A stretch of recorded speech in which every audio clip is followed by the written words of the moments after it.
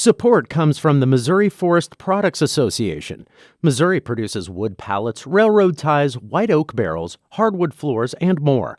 Details on the variety of products made in the state are at choosewood.com. St. Louis Public Radio's The Gateway gives you the day's news first thing every weekday morning. From the ever-evolving relationship between St. Louis City and County to developments in the Missouri and Illinois state capitals and reports from our correspondents in Rolla and the Metro East. We put it all in a roughly 10-minute package with clarity and context. Download The Gateway wherever you get podcasts. From St. Louis Public Radio. This is St. Louis on the Air.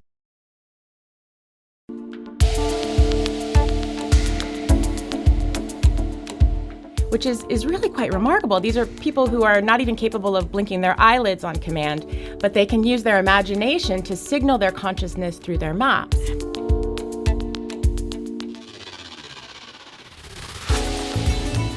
So that there's something about comprehension there and sort of reinstating what was in your brain when I hear your story.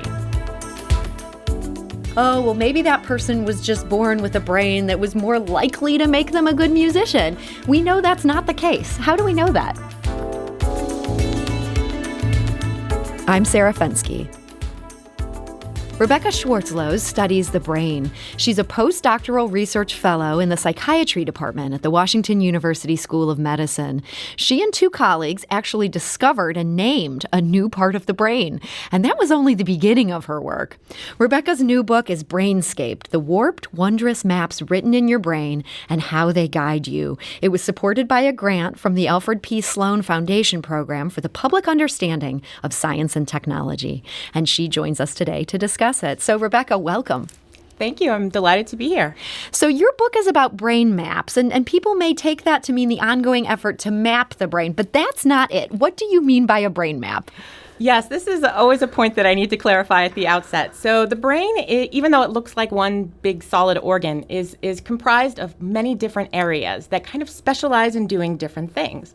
And so if you zoom in on one of these areas and you study how it's organized, you find that there's actually, in many of these regions, a literal map, a representation of the things that you feel, the spaces around you, the ways that you can move your body, that are laid out across the surfaces and within the tissues of your brain. And when you say they're laid out, you list the ingredients as these. It's not like it's there with marker or pencil. It's cells, electricity, and time. How did those things come together to make these maps? Yes, well, that's one of the challenges of thinking about brain maps. You can't see them when you just look at a surface of a brain. But the way that cells in the brain communicate with one another and represent information is by firing electrical impulses. And the rate of that firing is effectively like the ink on a map. It is representing information about that map. And you can, by studying the map and how it is firing, the cells within it, you can actually, using our technologies, see these maps, render them visible in humans and animals with a variety of different methods. And so you can see these maps basically while we're alive, while things are firing. Once we're dead, these maps just kind of look like meat. Exactly, yes, they do. Maybe not the finest way to put that, but... No, but it's true that, really our brain is kind of a big chunk of meat. And what's amazing is that while we're alive and we're gathering information out about our world, it is alive in this way that is representing all of that information that we're taking in. And so what's neat is kind of understanding these maps helps us to understand how we do that. So there are different maps for different senses, and the S1 touch map that you spent a lot of time writing about in this book, this was one of the most interesting for me, and I feel like it was also maybe one of the easier ones for me to grasp. So maybe this is something that'll make sense to a radio audience. How does this work? Yeah, so information is coming in from touch receptors on your skin, and it's coming into your brain, and your brain has to somehow process that information, right? And so there are inequalities in your skin. So we have more touch receptors in certain parts of our bodies than others. But we still have effectively too much information for our brain to be able to process for us of this sensory information. So when it comes into these areas organized as maps, they kind of pool information so that there are parts of the body that are represented in a privileged fashion. And those parts are particularly our faces and most of all our fingertips and hands. So that information that's coming from those touch receptors are very fine-grained and stays very detailed all the way to our brains and to our ability to perceive. And that's why when you want to feel something, know something from touch, you reach out and touch it with your fingers. You don't rub your elbow on it. So that kind of information that we maintain with these maps is guiding our behavior and how we collect information. And so this was sort of first figured out by a neuroscientist who was treating epileptic patients. How did he get a handle on this touch map through the work that he was doing there? Yes, well, it must have been such a heady time, and I don't mean that as a pun.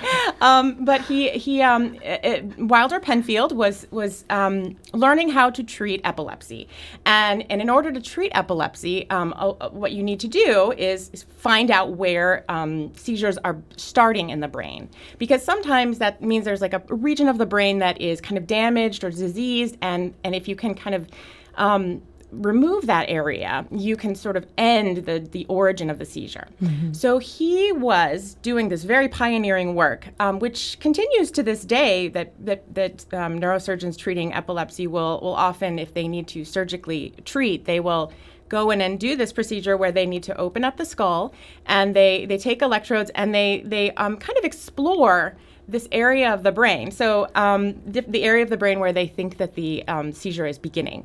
And so in this case, one of his kind of earliest papers describing what he was discovering had to do with the touch map. And he would kind of put his electrode in a part of this map in the brain of touch. And the patients were awake at the time, because that was an important part of it. They had to report what they were feeling and when they started feeling like they might have a seizure.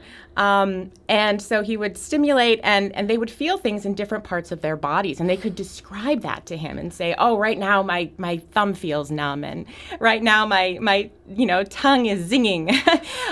All from him touching a little part of this brain area. Yes, well, his electrode had, it was a stimulating electrode, so it would actually, it would put a little bit of electricity in the brain, and because neurons represent information with this electricity, he could actually kind of get them to fire, and it would trick the brain into thinking that they were feeling sensations with their bodies. It was so fascinating. And part of what was fascinating about this book wasn't just learning about these brain maps, but learning about how scientists have gotten a handle on these brain maps. And in so many cases, it felt like it began where they were studying people where something had gone wrong. Like another example of this is the Japanese soldiers who ended up blinded in the earliest part of the 20th century. This kind of led to a huge breakthrough in what we understand about our site maps. Yes, absolutely. So, at the time, it had to do with technology, and guns were getting, unfortunately, more efficient, and the bullets were traveling faster and able to go further. And as a result, during this war, an ophthalmologist who studied vision in the eyes wound up studying the brain, because he was finding that patients who were being kind of receiving gunshot wounds that were slicing through the head but leaving them still alive, these patients were partially blind. They would have holes in their vision. And he used this to figure out exactly where and how this visual map, this very, very important visual map in our brain, is located and laid out, because effectively when a bullet would kind of pierce that map, it would leave this permanent hole of blindness in the patient's visual field, so that ever after they would have like a hole in what they could see. And so even if your eye would seem to be something that would be working properly, if this part of your brain has been damaged, that part of sight is gone. Yeah, I mean, that's what's kind of mind-bending about these maps, is that we really ascribe our ability to see to our eyes and our ability to feel to our skin. But at the end of the day, what determines what we perceive is what's happening in these maps and inside of our brain.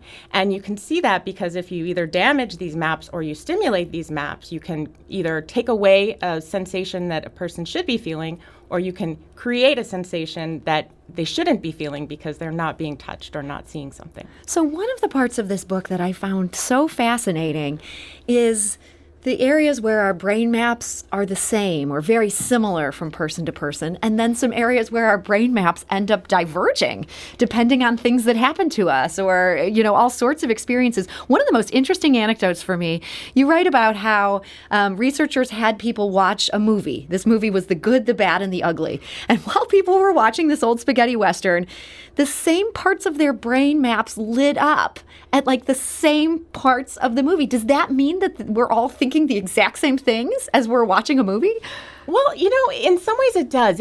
What it means is that there are these special universals to how our brains are generally laid out and how we perceive the world. And when you and I have the same experience and see the same thing with the same meaning, and we are extracting that meaning and perceiving those pictures and images and words, this generally the same areas of our brain, especially in these maps, that these kinds of parts of the brain are very, very similar, the activity from one person to the next. And in fact, people who've looked at how they call this kind of synchrony that happens between individuals. If you tell me a story and I hear the story, there's actually synchrony between our brain maps and their activity, and that how well they synchronize reflects how well I understand the story you told me. So that there's something about comprehension there and sort of reinstating what was in your brain when I hear your story. It's so fascinating to me to think about those connections actually being etched in our brain. At the same time that there can be some big differences between our brains. I loved how you described how the culture that we're raised in can affect our maps in some tangible ways. Can you give us an example of that? Well, probably the best documented has to do specifically because there's unfortunately a dearth of research on cross-cultural differences in the brain. That's something that I think in part because of kind of our funding and the challenges of having a big, expensive neuroimager, we just don't do enough of. So probably the best example of how experience kind of can literally mold a brain map is the kind of effect of musical training on the motor map in our brains, the part of the brain that allows us to make movements. And there are kind of zones of this map that are dedicated to different things. And so kind of the best established example is that if you give children at a pretty young age, they're kindergarten-ish, extensive training with something like playing piano or playing the violin, they develop they expand the portion of their motor map that represents the parts of their body that are used for playing. So in the case of strings, they specifically have like an expansion of their left hand where they would be fingering their strings. In the case of piano, they have expansion for both hands. And this affects not just the ability to play their instrument, but their kind of manual dexterity at other things.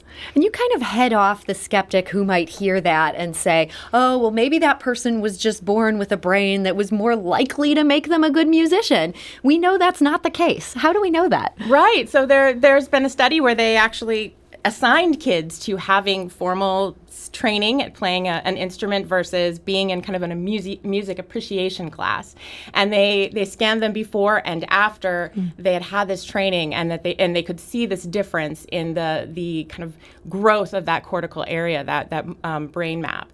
So that's kind of our sort of our gold standard for how we think about what is a causal effect in science. Exactly. We're talking today to Rebecca Schwarzlose. Her new book is Brainscapes: The Warped and Wondrous Maps Written in Your Brain and How They Guide You. This book was just so interesting.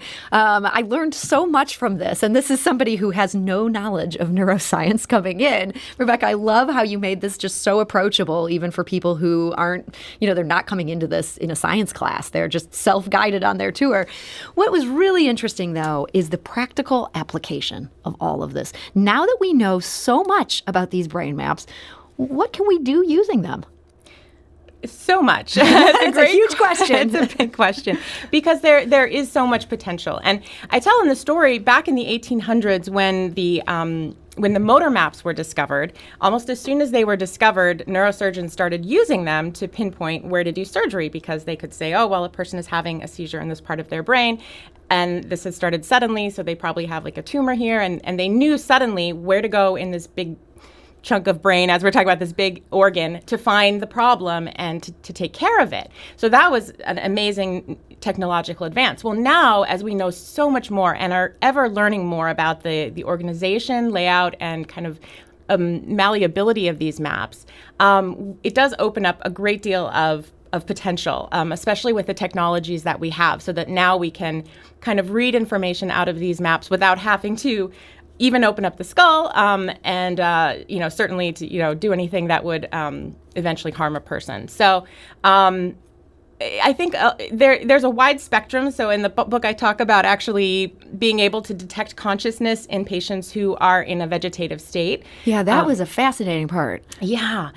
So that these are patients who, we know are not just conscious, but kind of capable enough to follow instructions so that they can imagine something on command when told, which is really quite remarkable. These are people who are not even capable of blinking their eyelids on command, but they can use their imagination to signal their consciousness through their maps. And scientists can look at those maps and know that they're thinking that. I mean, both aspects of that are so fascinating to me. Yeah, it is remarkable. I mean, that's the power of knowing how these things work. Once you know how perception, imagination, action, how those things are processed in the brain, you can peek in and you can observe it. And so there are also, rapidly developing field of brain-computer interfaces that are working on doing just that, on listening in on brain activity, or in some cases, kind of influencing brain activity in ways that can transmit information in and out of our brains,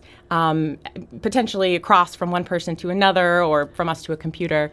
And that is growing rapidly. So that's cool, but it also sounds vaguely terrifying. I don't know that I want scientists to have the ability to put thoughts in my brain, or frankly, to tell if I'm lying, which is something that you get into a little bit. Right. Well, I think what is really important, and something that I really tried hard to do in the book, is to kind of lay clear how, there are some real concerns, and there are also some concerns that are more in the realm of sort of science fiction. So we're not at the stage where we're going to be, in the Matrix. And in fact, thank you. That's such a relief. The method for lie detection that has kind of risen so far is very flawed, and so I think. Thankfully, because I think it would be very worrisome for us to be using a brain-based lie detection technology. There are enough flaws that this kind of evidence is not admissible in court. But that said, when we provide enough data about our particular brain, so that this is one of the key things, is that a brain can usually be read best if you give a lot of examples of your brain doing something. Mm-hmm. And each brain is different enough that it's hard. It's possible in some ways, but the more I want to know from your brain, the more I need to study how things work in your brain and get examples from you. And we can use machine learning algorithms then to take those examples and extract enough information to later kind of read out the information we want to know. So one of the things that we need to be thinking about kind of and being more cautious about at this stage is sort of who we're giving our neural data to and who we're letting train a machine learning algorithm on our brain, perhaps without realizing it. Boy, one more thing to worry about here, the privacy of our inner thoughts. Well, this book is so interesting. I want to recommend people give this a read, not just the book itself, and Rebecca does a wonderful job walking people through this. There's also just some great illustrations in this book that just hit home right when I was feeling just a little bit confused. Those illustrations perfectly explained what was going on. When did you realize that, some of the less smart readers may need a visual aid here? Oh, thing is that it's not about smart. I think everybody, including scientists, need a visual aid. And in fact, I think that's one of the exciting things about brain maps is it helps us understand a little bit why a visual aid, why seeing something represented is so very helpful for comprehending it. And so very early on, when I was first talking to my editor of this book, we thought, I thought this has got to be shown somehow, because it is a very spatial idea. So if you don't see it, it can be confusing. And so then actually we had a lot of fun looking for an illustrator. I really didn't want it to feel like you were reading a textbook and, you were in class. I wanted it to be something kind of that sparked the imagination and that was beautiful as well as informative. So I sort of wanted to go back to sort of Renaissance and anatomical drawings and have this sort of pen and ink style. And I found Paul Kim, the illustrator, who just did a beautiful job. Yeah, I mean, some of these illustrations made me laugh out loud in a good way. They're just so clever and just so helpful. And Rebecca, in our final minute and a half here, I kind of have buried the lead. I mentioned early on that you were part of a small team that discovered and named a new brain area. And this is a huge deal. This is the fusiform body area. You got to give us just the short version of this story. Sure. Well, when I was in graduate school at MIT, I was working with Dr. Nancy Kanwisher, who is just a pioneer in the field of functional neuroimaging. And she had done a lot of work to kind of identify and describe this really special and very important brain area called the fusiform face area. And if this area of the brain is damaged, you can lose the ability to even recognize your children, your spouse, yourself in the mirror. So it's profoundly important for recognizing faces. And there was some evidence that it might also be involved in recognizing bodies. So we also recognize body parts, like we use the body to extract information about who a person is and how they move. And so we investigated that, and we discovered that it was actually a neighboring region, a region right next door that instead of specializing in faces, specialized in bodies. And so we had to give it a name to talk about it in the paper. So we called it the fusiform body area, just kind of in parallel. But the truth is that as neuroscience keeps working forward, we keep discovering these new, they're little tiny slivers of brain that do these, wonderful, magnificent things. And so it really is a kind of a pioneering endeavor. It's really exciting, and the truth is that we keep discovering brain areas every day in the field. Boy, it is so exciting. And just think about if we couldn't recognize each other's bodies. Like, this book will help you understand the world in all these minute ways that things break down. So interesting. So Rebecca Schwarzlose, thank you so much for joining us today. Oh, thank you. This was so much fun. St. Louis on the Air is a production of St. Louis Public Radio. Understanding starts here.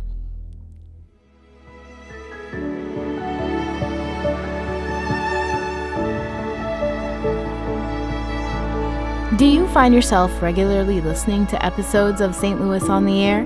Suggest us to a friend you think might enjoy our conversations, and leave us a review and rating on Apple Podcasts on the App Store. It's the simplest way to help people discover our show. Thank you.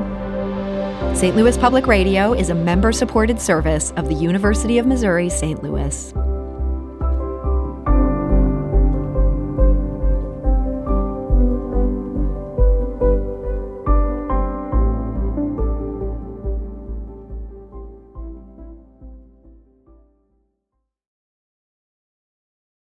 Support comes from the Missouri Forest Products Association.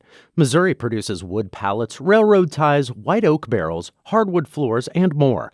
Details on the variety of products made in the state are at choosewood.com.